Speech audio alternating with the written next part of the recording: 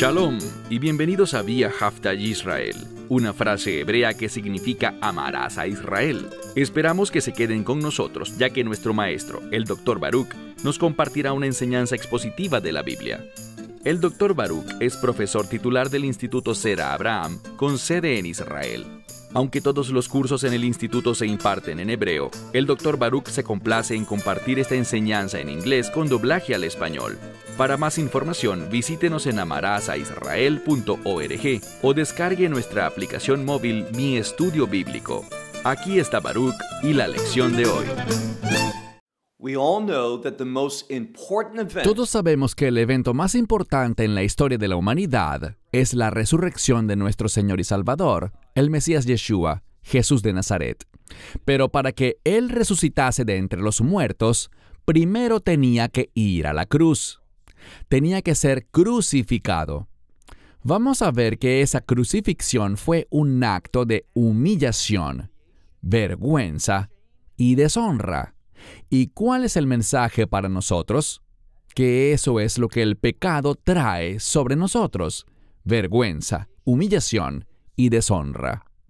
Pero cuando andamos en obediencia, conoceremos la gloria de Dios. Seremos del agrado de Dios y cumpliremos sus buenas obras, para que Él sea alabado y nosotros seamos considerados como siervos fieles. Eso es exactamente lo que el Mesías es y fue, un siervo fiel de Dios. Él es nuestro ejemplo. Queremos ser como Él. Bien, toma tu Biblia y ve conmigo al Evangelio según Lucas, capítulo 23. Libro de Lucas, capítulo 23. Comenzaremos en el versículo 26 y veremos una transición. Al final de nuestra lección anterior, Poncio Pilato había recibido autoridad, pero usó mal esa autoridad. A él no le interesaba la verdad, no le interesaba lo correcto ni lo justo, solo pensaba en su propio interés egoísta. Por tal razón, Dios no se agradó de él. Cualquiera que sea la autoridad que tengamos, debemos usarla para la gloria de Dios. Eso es sabiduría. Así es como servimos a Dios. Y si hemos nacido de nuevo, querremos servir a Dios y darle honor y gloria. Como dije, hay una transición. Poncio Pilato cedió ante la demanda del pueblo, y por causa de eso, un hombre inocente, un hombre sin pecado, terminó siendo ejecutado. Y vemos que Él murió porque el pecado y la muerte van de la mano. Pero de nuevo, no se trata de sus pecados, sino de tus pecados y los míos que fueron puestos sobre Él, mientras estaba en esa cruz. Lee conmigo el verso 26. Dice aquí: y llevándole, ¿qué hicieron? Dice que tomaron a Simón. Simón era un hombre judío.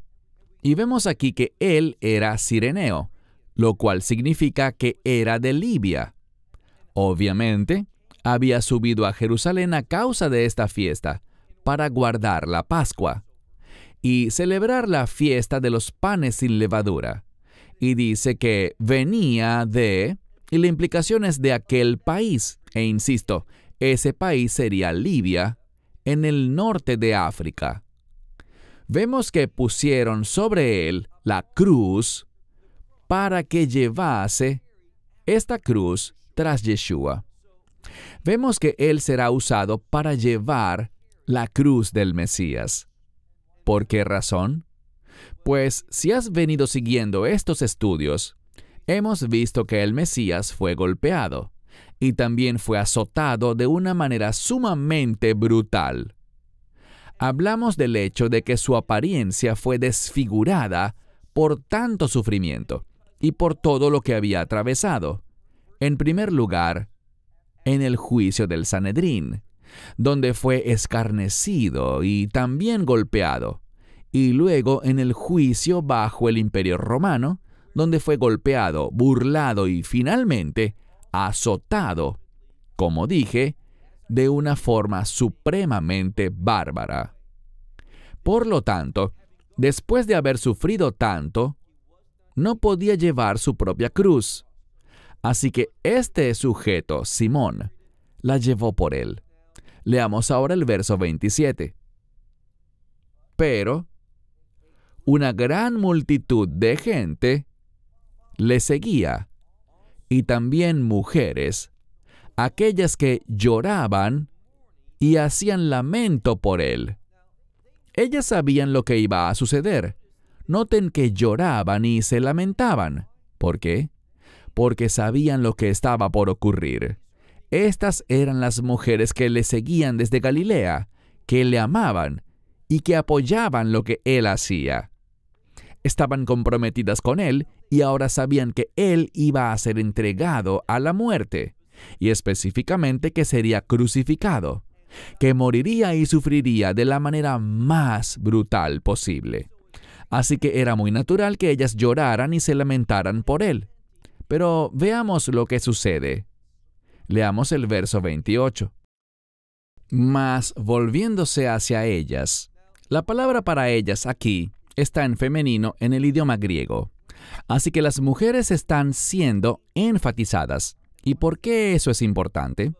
Bien, hemos aprendido un principio, y es que en las Escrituras, cuando notamos un énfasis sobre las mujeres, entendemos que eso cambia el contexto de un pasaje. Cuando se enfatiza a la mujer, el contexto pasa a ser la redención. Fíjense en lo que dice. Ellas se lamentaban y lloraban, palabras que se relacionan con la muerte. Ellas entendían que él moriría y ahora la Escritura nos dice por qué razón él moriría. Con el fin de traer la redención al mundo. Por medio de la fe. Aceptarlo, entender lo que él hizo y el hecho de que lo hizo en la Pascua es de suprema importancia, porque el día en que fue crucificado, este día de la preparación o de la Pascua, tiene que ver con la redención. Así que estas mujeres lloraban y se lamentaban y noten lo que dice.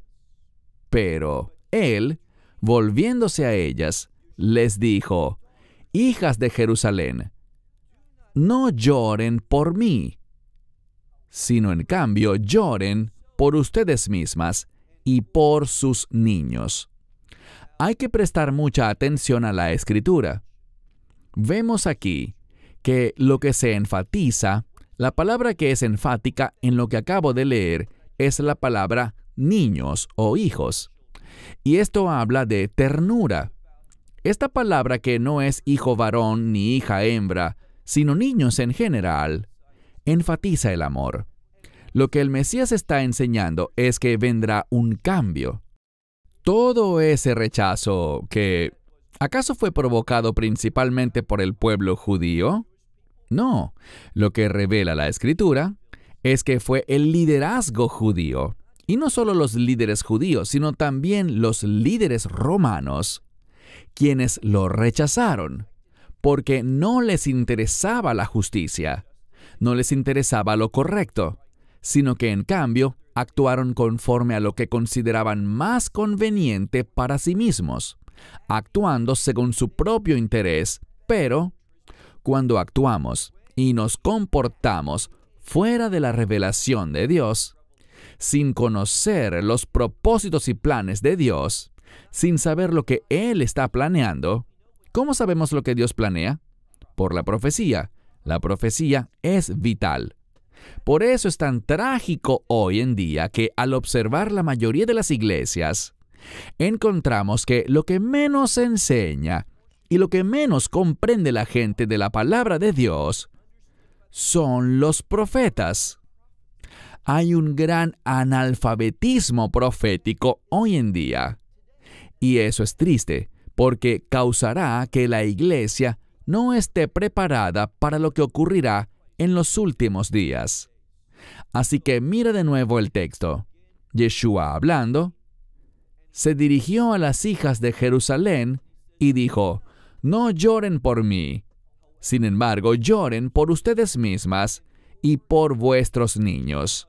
Porque he aquí», él está enfatizando esto, «he aquí, vienen días en que dirán, bienaventuradas aquellas que son estériles». Bien, la redacción aquí está en femenino. Por lo tanto, estamos hablando de mujeres que nunca dieron a luz. Y luego dice, «y los vientres que no concibieron, y los pechos que no amamantaron». Lo que está diciendo es que viene una transición. Normalmente en esta cultura, tener hijos era considerado una bendición, como debe ser. Pero se aproxima un cambio. ¿Y cuál será ese cambio? Serán los últimos días, los tiempos del fin, cuando las cosas serán muy, pero muy diferentes. Será un periodo único en la historia. Y lo que caracteriza ese periodo único es lo que estamos mencionando: sufrimiento, dolor, tragedia. Hoy en día, en la actualidad, nos alegramos cuando nace un niño. Pero en aquellos días no será así, debido a lo duro y difícil que serán esos últimos días. De eso es de lo que él está hablando. Mira ahora el verso 30, donde dice, «Comenzarán a decir a los montes, caigan sobre nosotros, y a los collados, cúbrannos». Y luego dice, versículo 31, él hablará sobre los tiempos y los cambios que están sucediendo. En aquel entonces, vemos que había mucha actividad en Israel. Israel era un lugar fértil desde una perspectiva física, desde un punto de vista visual. ¿Y por qué lo digo? Mira el versículo 31. Porque si con la madera húmeda, eso es literalmente lo que dice. Algunas Biblias lo traducen como verde, porque cuando la madera está húmeda, y cuando hablo de madera me refiero a árboles, cuando están húmedos tienen savia, son una representación de vida y se ven verdes.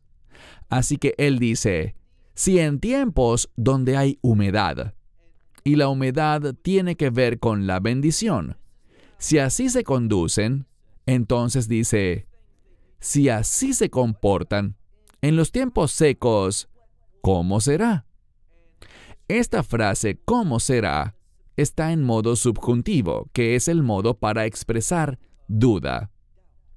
Lo que él está diciendo es, cuando vengan esos últimos días, y noten el contexto, vemos algo muy similar a lo que leemos en Apocalipsis capítulo 6, en el último sello, el sexto sello de Apocalipsis 6, donde habla de la venidera ira del Cordero. Y por causa de la ira del Cordero, se dicen las mismas cosas. Dirán a los montes, caigan sobre nosotros, y a los collados, cúbrannos. También en esa porción de Apocalipsis 6 se habla de grandes peñas bajo las cuales querrán esconderse. Así que se habla del juicio venidero, de la ira de Dios que se aproxima. Y si esto hacen en tiempos buenos, la implicación es, ¿qué harán cuando lleguen esos tiempos difíciles? Habla de cuán desprevenidos estarán para lo que va a suceder en el futuro. Mira ahora el verso 32. Pero llevaban también con él, y vemos aquí algo. Vemos que dice a otros 2 criminales. Hay algo muy único que solo notaremos leyéndolo en griego. Y es que el texto menciona que llevaron con él a otros 2 criminales, pero lo especial es esto. Aunque el Mesías está siendo castigado, aunque lo ven como un criminal, la palabra que se usa aquí implica que estos 2 son criminales de una clase diferente. Sabemos que Yeshua, Jesús de Nazaret, era lo que diríamos en hebreo, Haf Mipesh. Él era inocente. No había cometido transgresiones ni pecados. Él estaba sin pecado. Pero nuestros pecados, los pecados del mundo, según la Escritura, fueron puestos sobre él para que nosotros pudiéramos recibir perdón. Y hablaremos del perdón en un momento. Pero estos dos hombres que fueron crucificados con él eran distintos. Eran verdaderos criminales. Y eso es lo que dice el texto. Mira de nuevo el verso 32. Pero llevaban también a otros dos criminales con él. Y la última frase literalmente dice, para que sean levantados. Es un modismo que significa la muerte. Se refiere a ser crucificado, ser levantado sobre ese madero, para ser crucificado y morir. Pero literalmente dice que estos dos hombres, estos criminales, iban a ser levantados con él, es decir, crucificados. Verso 33. Y cuando se fueron hacia el lugar llamado, y algunas Biblias lo traducen como Calvario. Bien, Calvario es una palabra en latín que significa calavera. El problema es el siguiente. Cuando leemos aquí, no tenemos esa palabra en latín. Este es el Nuevo Testamento y fue escrito en griego. Por lo tanto, tenemos una palabra, y simplemente la diré en griego. Es cranion. De allí viene la palabra en español para el cráneo. Habla de los huesos de la cabeza. Por lo tanto, no deberíamos poner una palabra en latín como calvario, sino entender lo que realmente se está diciendo. Fueron llevados al lugar llamado la calavera. Eso es significativo y hay dos maneras de entenderlo. Número 1. Si te trasladas a ese lugar y retrocedes al pasado, a tiempos antiguos, ese sitio, esa colina que estaba allí, tenía la apariencia como de una calavera tallada en la montaña. Tal vez por eso se le llamó así, el lugar de la calavera. Otra razón es que era un lugar público. De hecho, si vas allí hoy en día, en Jerusalén, hay una gran estación de autobuses allí. Es una intersección, y sabemos algo, que los romanos querían que la crucifixión fuera pública como una forma de disuasión, una amenaza. No desobedezcas al imperio romano, y por eso crucificaban a la gente en un lugar público. Este también es un hecho muy significativo, que este sitio, hace 2000 años y aún en la actualidad, sea un lugar público. Es una intersección y por eso existe esa estación de autobuses tan importante allí. Y vemos que el Mesías fue llevado con esos otros dos criminales, muy diferentes a él. Ellos de verdad eran criminales, mientras que él era inocente. Nunca pecó, nunca desobedeció a su Padre Celestial y nunca transgredió la ley. Así que llegaron al lugar llamado la calavera y allí, esto es enfático, allí lo crucificaron a él y también a los criminales. Esto es muy hermoso porque también marca esta separación. Dice que lo crucificaron a él y luego dice, y también a los criminales, uno a su derecha y otro a su izquierda. El mensaje aquí es que él era distinto. Él era único. Nunca debe ser considerado un criminal. ¿Por qué? Porque él es inocente. Él es el Cordero de Dios. Él fue ejecutado, aunque en realidad él mismo entregó su vida, y lo hizo durante la Pascua con el fin de comprar para nosotros la redención. Y la redención, como vemos por ejemplo en el Evangelio de Marcos capítulo 10, la redención está relacionada con el perdón de los pecados. Para eso Él fue a la cruz, para que tú y yo pudiésemos ser perdonados. Sigamos leyendo. ¿Qué más sucede? Mira por favor el versículo 34, donde dice: Pero Yeshua decía, Padre, noten algo, Él está siendo crucificado, está en medio de una gran agonía. La crucifixión es un mecanismo de sufrimiento y tortura extremos. Se enfoca en proporcionar la mayor humillación y vergüenza posible. Y de nuevo, eso es lo que el pecado trae a nuestra vida. Y allí Él recibió todo eso en lugar nuestro. Y noten lo que dice, pero en contraste con lo que asumiríamos, Yeshua decía, Padre, perdónalos porque no saben lo que hacen. Y leemos que, dividiendo sus vestidos, ¿cómo los dividieron? Echaron suertes. Eso significa que estaban apostando para quedarse con sus vestiduras. ¿Por qué? Sabemos que la Biblia dice que sus vestiduras eran sin costura. Y eso tenía un gran valor. ¿En qué pensaban ellos? ¿En justicia, rectitud, santidad? Nada de eso. El imperio romano que representa al mundo solo pensaba en el dinero. Y a esos soldados que llevaron a cabo su crucifixión, lo único que les interesaba era el pago. Eso muestra que estaban completamente ligados a este mundo y no al reino de Dios. Mira ahora el versículo 35. Y estaba de pie, ¿quién? El pueblo. Lo importante aquí cuando lo analizamos, y de nuevo, si no lo ves en el idioma original, te perderás de mucho. Pero cuando te entrenas en griego, hebreo y arameo, y lees esto, salta a la vista. ¿Por qué? Porque está en una construcción gramatical muy particular, lo he mencionado antes. Está en tiempo pluscuamperfecto. ¿Y por qué eso es importante?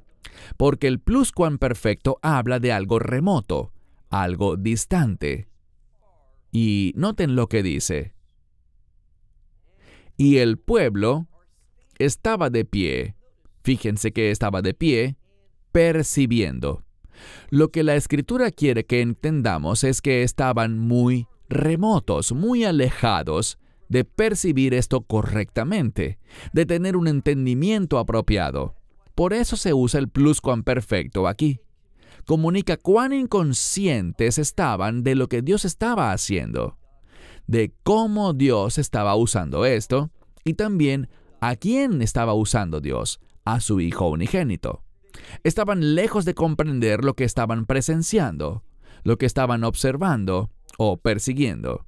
Entonces, ¿qué estaban haciendo? Tenemos una palabra que puede traducirse como burlarse, pero es un poco más fuerte que eso. Muchas Biblias creo que colocan escarneciendo, es decir, estaban hablando de forma muy humillante en su contra. No solo se burlaban, sino que hablaban con desprecio, de manera cruel. Esa es la implicación de esta palabra. El pueblo hacía esto, pero también los gobernantes con ellos, y decían, «A otro salvó, que se salve a sí mismo». De nuevo, esto confirma cuán lejos estaban ellos de entender lo que ocurría, porque Él fue enviado a este mundo por su Padre Celestial para morir por el mundo. Todos conocemos la escritura de Juan 3:16, porque de tal manera amó Dios al mundo que ha dado a su Hijo unigénito, para que no experimentemos la condenación del Señor, el juicio, la ira de Dios, sino que podamos ser redimidos. Y recuerden, la redención se relaciona con el perdón y también con la reconciliación, para que podamos ser reconciliados, gente simple como tú y como yo, que podamos ser reconciliados con este Dios santo. Eso es lo que sucedía, pero ellos no lo sabían. Él no vino a salvarse a sí mismo, vino para salvar a otros. Si este es el Cristo, así lo dice literalmente, y significa el Mesías de Dios, o podríamos decir, el elegido de Dios. Él fue escogido, y es muy importante entender el significado de esta palabra, escogido, porque hablamos del pueblo judío como el pueblo escogido, y significa escogido con una misión, escogido para servir, y es lo que Él está haciendo en este madero, al ser crucificado y entregar su vida. Él está sirviendo, está cumpliendo el llamado para el cual fue escogido por Dios. A pesar de esto, mira lo que dice el verso 36. Pero se burlaban de él también los soldados. ¿Y qué más hacían? le traían y le presentaban vino amargo. ¿Por qué? Bueno, si conocen sobre la Pascua, sabrán que tenemos la matzah, que es el pan sin levadura, el cordero, Yeshua es el cordero de Dios, Él es el pan de vida, y también hay otro elemento, las hierbas amargas.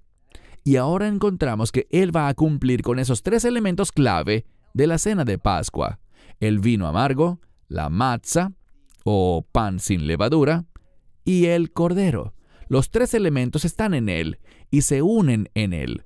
Estos soldados le ofrecían también ese vino amargo, presentándoselo, y decían, mira el verso 37, decían: si tú eres el rey de los judíos, sálvate a ti mismo. Noten de nuevo ese énfasis en salvarse a sí mismo, pero esa no era su misión. Él vino a dar su vida como rescate por el mundo. Versículo 38.